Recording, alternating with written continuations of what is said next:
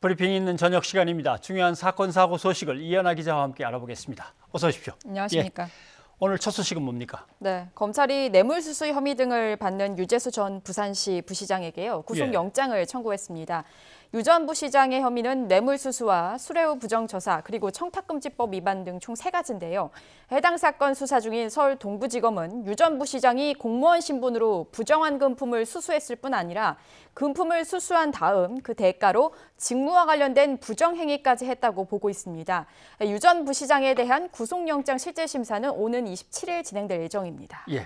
부산시 부시장을 하다 그만두긴 했지만 이 혐의들은 그러니까 금융위원회에서 금융정책을 담당할 때 그때 이제 혐의들이겠죠. 그렇습니다. 근데 이제 소환을 해서 조사를 한 다음에 돌려보냈고 그러면 2차 소환 조사가 있겠거니 했는데 바로 닷새 만에 구속을 지금 청구했습니다. 네, 그렇습니다. 앞서 진행된 검찰 1차 조사에서 이 유 전 부시장의 비위 혐의가 상당 부분 확인돼 추가 조사할 필요 없이 바로 구속영장을 청구한 것이 아니냐 이런 분석이 나오고 있는데요.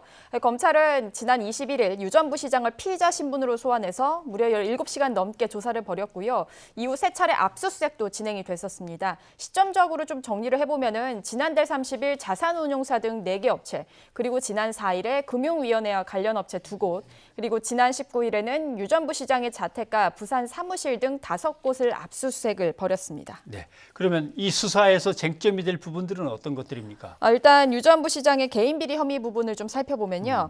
유 전 부시장은 2년 전에 금융위원회 금융정책국장 재직 당시에요. 건설업체와 자산운용사 등으로부터 차량 등 각종 편의와 자녀 유학비 등 뇌물을 받아 챙긴 혐의를 받고 있습니다. 유 전 부시장은 일부 편의를 받은 것은 인정하면서도요. 대가성 뇌물 수수는 부인하고 있는 것으로 알려져서 이 부분이 핵심 쟁점이 될 것으로 보입니다. 검찰이 유 전 부시장에게 적용한 혐의 중에는 청탁금지법도 있는데요.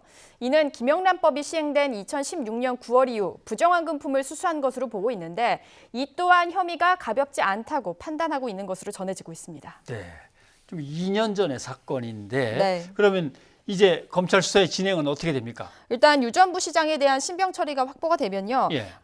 검찰 수사는 청와대 민정수석실 특별감찰반의 감찰 무마 의혹에 집중될 것으로 보입니다. 검찰은 최근 특별감찰반 관계자들을 참고인 신분으로 소환해서 유 전 부시장에 대한 감찰 중단 지시가 있었는지 등을 조사한 것으로 알려졌는데요. 청와대 감찰 당시 민정수석이었던 조국 전 장관이 지난해 국회에 출석해서 첩보를 조사한 결과 근거가 약하다고 봤다는 답을 하기도 했습니다. 이런 정황상을 모두 봤을 때 특별감찰반 지휘 라인까지 확대 수사도 불가피할 것으로 보입니다. 네.